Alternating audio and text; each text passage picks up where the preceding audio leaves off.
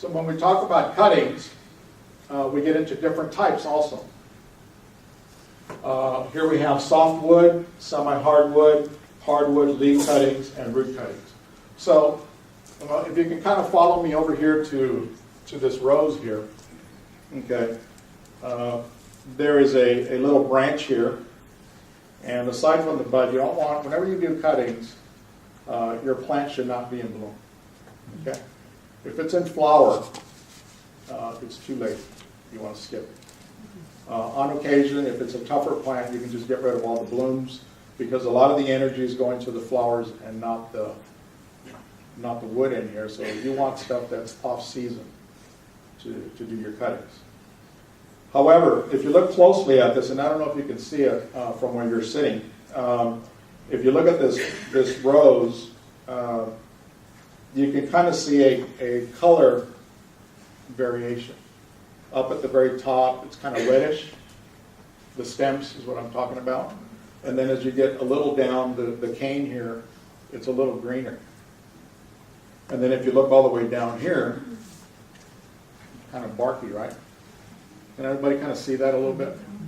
So as I go down my list, when we talk about a rose, if I was to take a snip up here somewhere, that would be what we would consider soft wood, new wood, okay? As you get into the middle part of it, that's where you get into the semi-hardwood, and then as you get closer to the stem, that's when you get into hardwood cuttings, just so you kind of know. And typically when you're doing hardwood cuttings, it's typically plants that are deciduous in nature, such as shade trees that you're growing from cuttings. In the wintertime, you would harvest those. Some of the rose varieties will be done that way. In addition to that, you get into leaf cuttings and root cuttings. As I showed you before, many succulents, you can do leaves and just stick them in the soil, and that will give you the root system you develop. On occasion, you'll have plants that have runners, okay? And you can harvest those root systems and then use them as cuttings, and you'll get new plants out of them. So there's a wide array, and a lot of people even have more names than this, but nevertheless, you have to look around and play with your plant to see what gives you the best results. Okay? So think about that. But probably, when you talk about softwood also, you're probably going to need a little bit more of a sophisticated system to grow them in. Because softwood is very soft, so that means that it's going to require a little bit more moisture, a little bit more of a controlled environment. So if you have a little greenhouse at home, or you have something makeshift, that's what you can do. Okay? Because all you really need is a mist system to keep everything working well.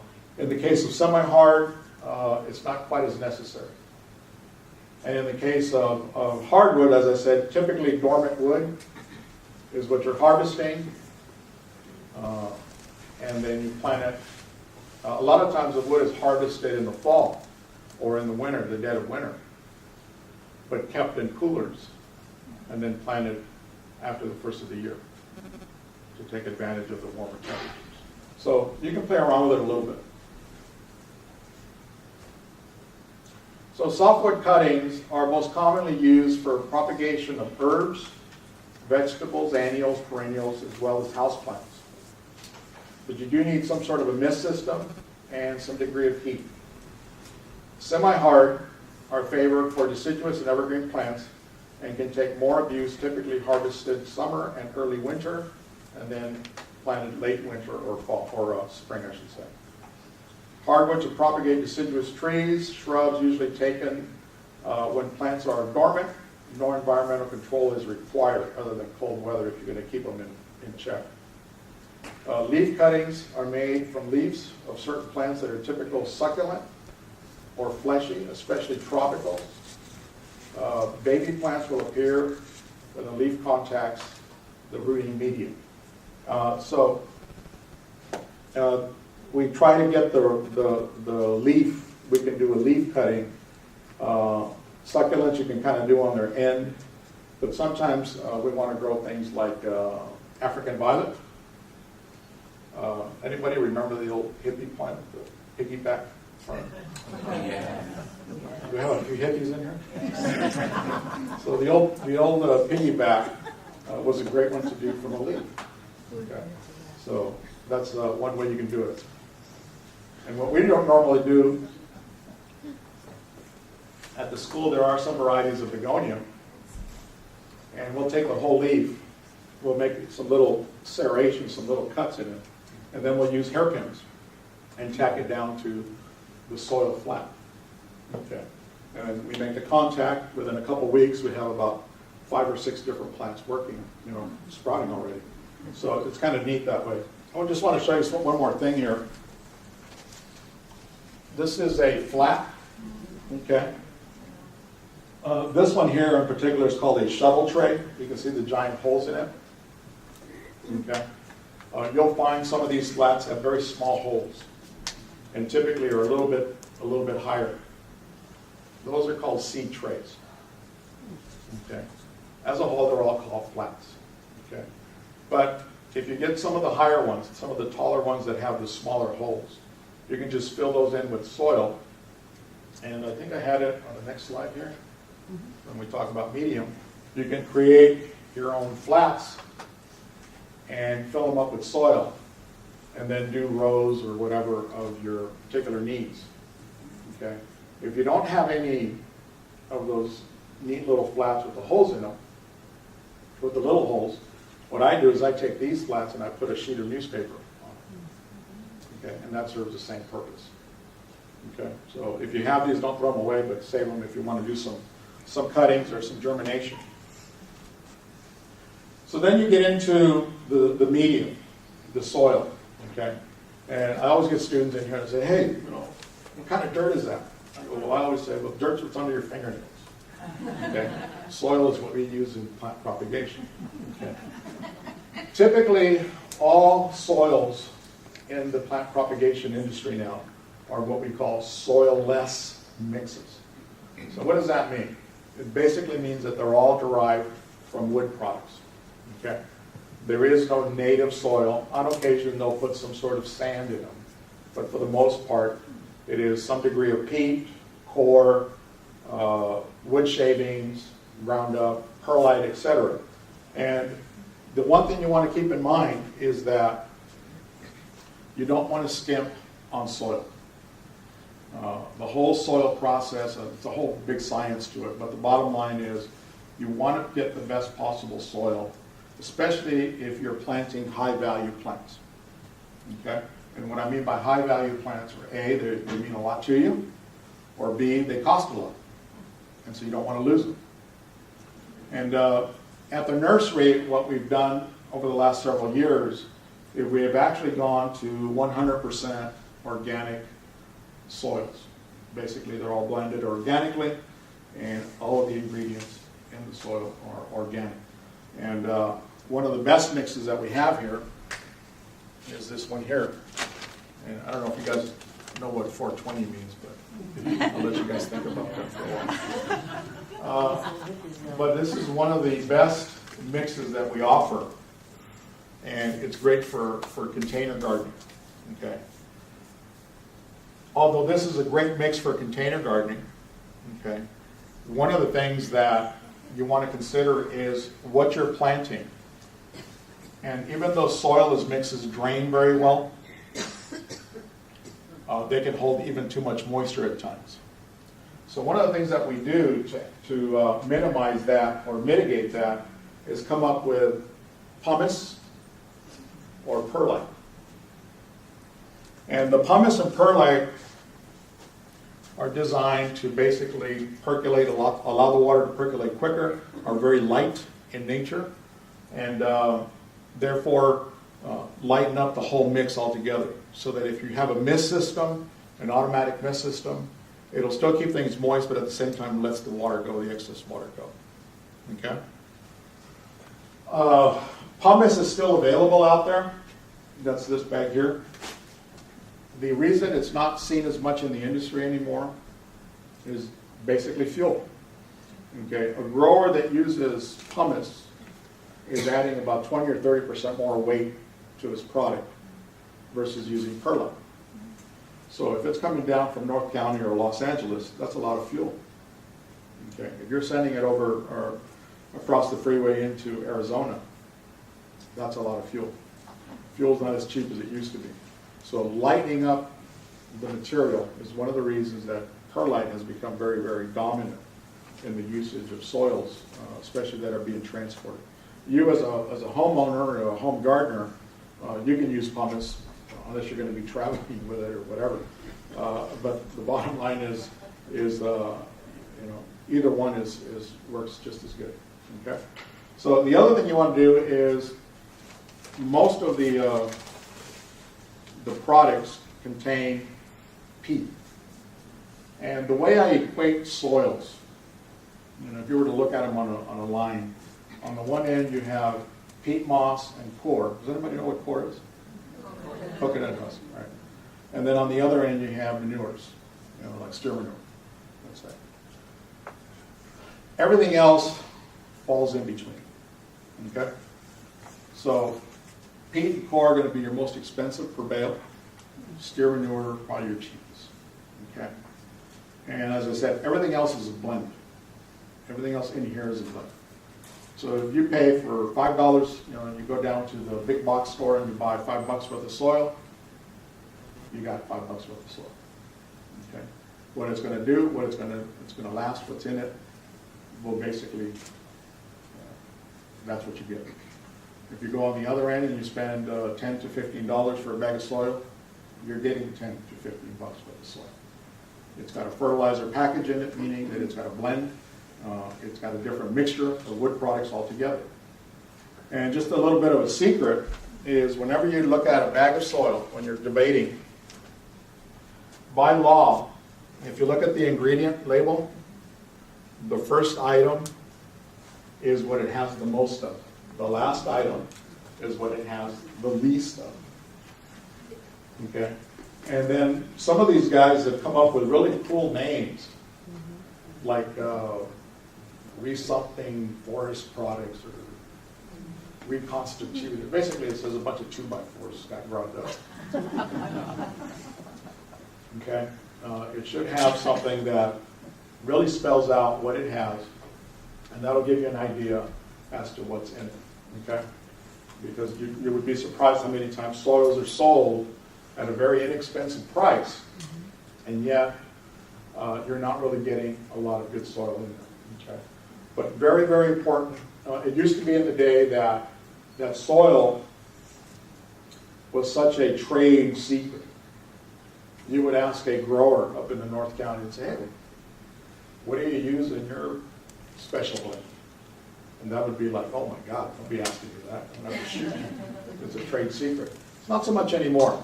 But the bottom line is, many times even growers will buy ready-made soil, and then they'll go through and augment it to either do something to it, add fertilizer, etc., whatever it might be necessary.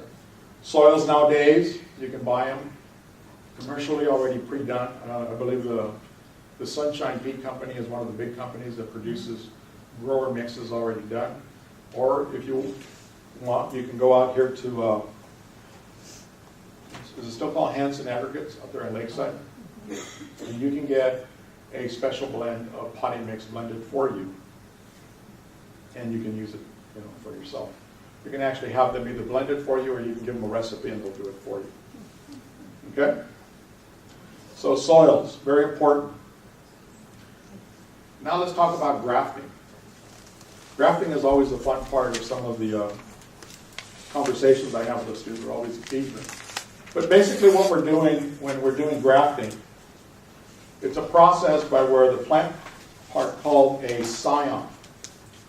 So when we're talking about a scion, okay, and if you look over here at this particular little tree, the little apple tree, the upper part, the new part that we're attaching, that is called the scion. The part that falls underneath, the root system,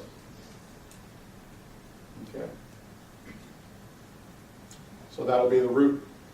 Okay. So what you want to do is, what we're actually doing, I should say, it's called the root or root stock, or sometimes we refer to it as stock. Okay? So you got a root stock and you got a scion. You attach them together somehow, and you end up with a new plant. Why do we do that? Because it's cool? Because it's fun? Disease prevention, to some degree, yes. Control size. Control size, excellent. Anybody else? Speed. Speed. Vigor. Fruit quality. What's that? Fruit quality. Quality. All correct. So basically when we're doing the grafting process, one of the most common reasons we do it here in Southern California is because the plants, on their own rootstock, if you left it up to their own vices, let's say, they don't like our soil. Okay? And so many of the growers have developed rootstock that is very hardy, okay, very durable. I would say one of the biggest introductions in the last few years, probably maybe 10, 15 years, is the gardenia. Okay? Gardenia is being grafted to the Thunbergia rootstock. A typical gardenia, if you were to plant it in your garden, it would probably grow real well. But in many gardens, it grows real well for about 2 or 3 years, and then it begins to kind of shrivel up and not do very much. It doesn't like our soil. Our soil is alkaline, our soil is hard, holds way too much water for it sometimes, so it doesn't like it. So it kind of struggles. But if you put it on this rootstock, all of a sudden you get these big bushes. Okay, they do wonderful. So that's one of the main reasons that the rootstocks are out there to be used. The other one is somebody mentioned size. Many of these rootstocks have a dwarfing ability, which means that it doesn't let the scion part grow too large. And therefore you have a more compact plant, which is actually wonderful. This particular apple here is called an easy pick apple. And as the name implies, it stays relatively compact. It's not a dwarf per se, but almost a semi. And if you think about our properties today, we have smaller yards, so they can't accommodate sometimes a 15 to 20 foot tree. But yet you can accommodate something about a third of that size, or probably about 50 to 60% of that size. So that's happening.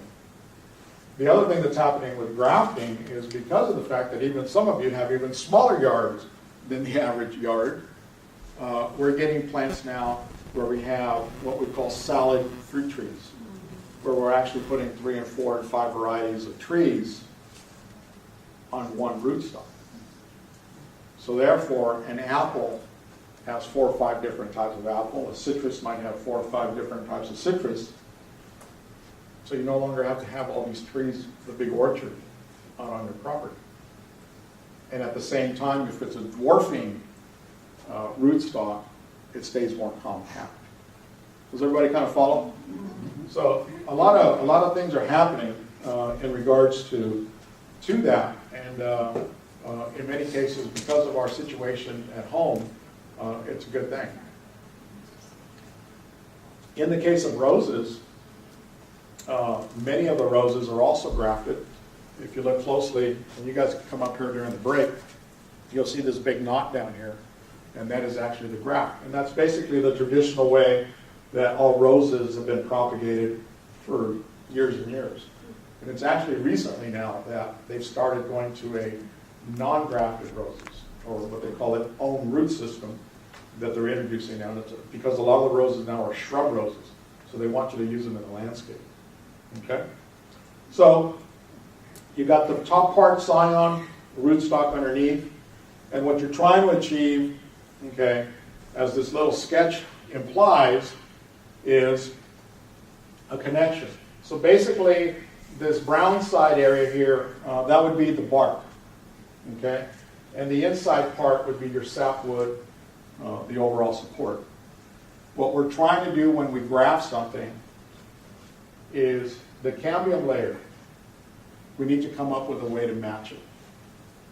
If you do not match the two cambium layers, you do not get a successful grafting. That is the most important thing you want to be able to do. Okay? So the way we achieve that is by creating various types of combinations of connection points that do two things. Maximize the surface area and give it some degree of stability or strength. Because if you just attach this flat section to this flat section like this, there is no strength there. You follow? But if you're able to create a groove where you interlock them, you get a lot of strength and stability.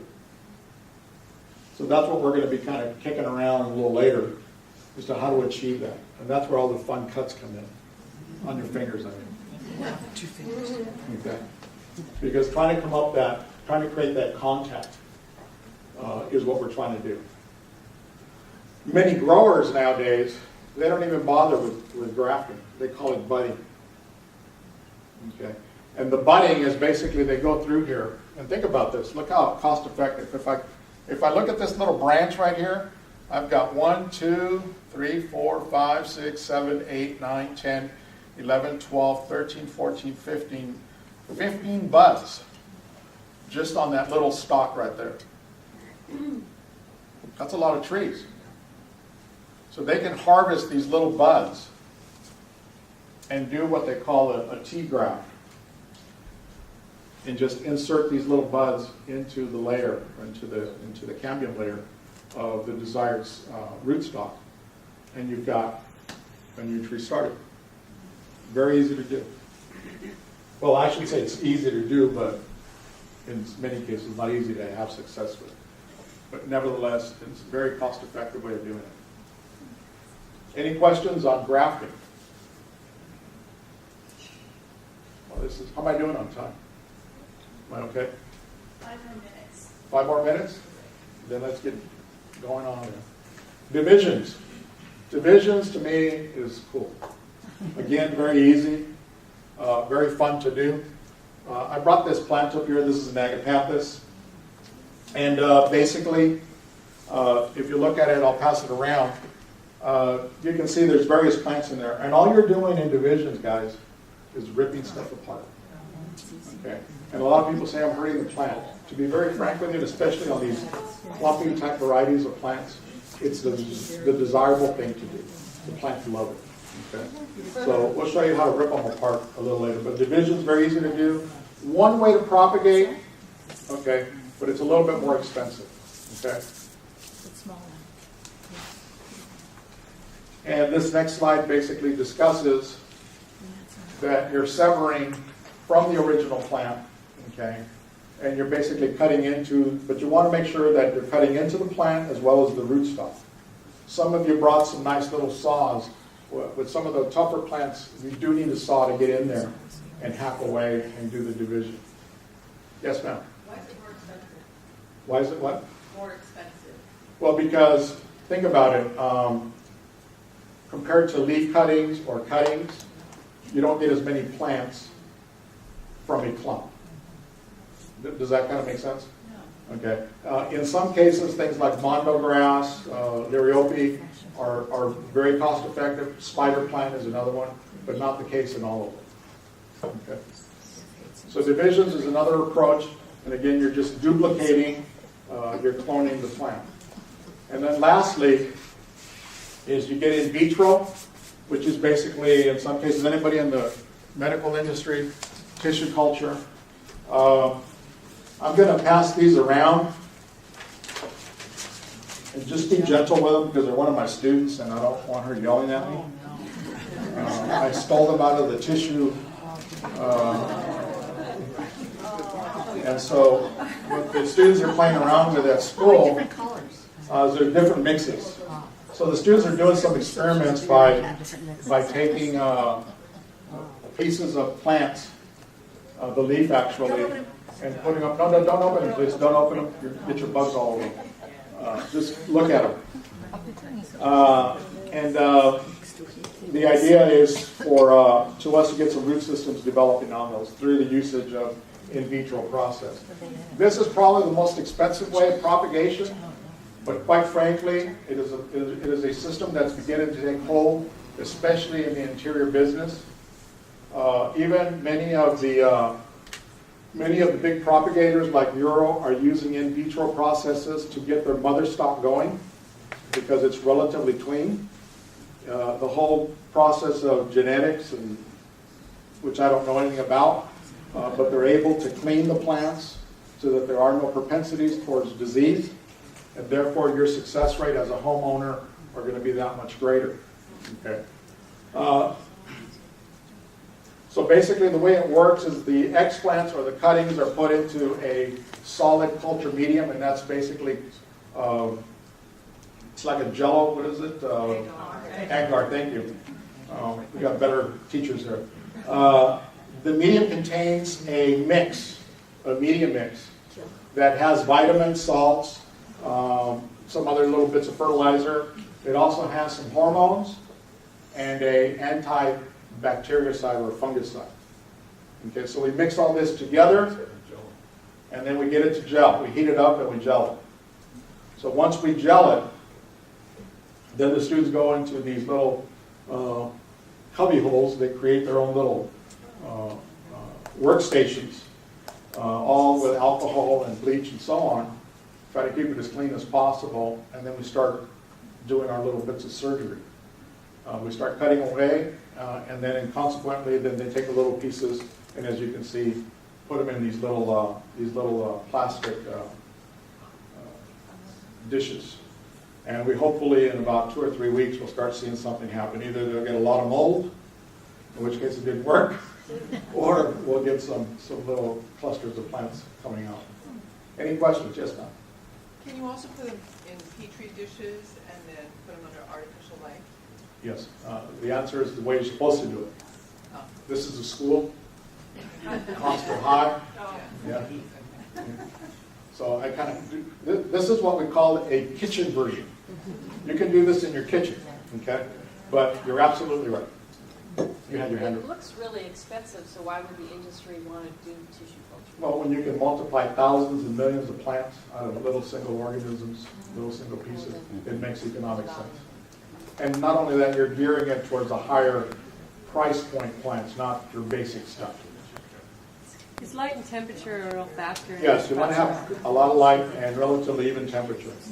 Probably not hot, but yet not freezing either. So somewhere in the maybe high 60s, 70s. That it? All right. Yes. Any other questions?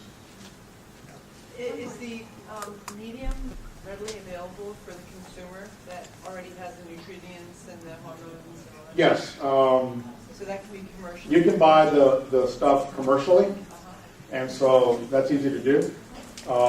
The agar you can buy in jars for different people, or you can go into your grocery store and get the unflavored Jell-O. Okay, and do your own. Okay, a lot of people don't even use the Jell-O; they use cotton balls.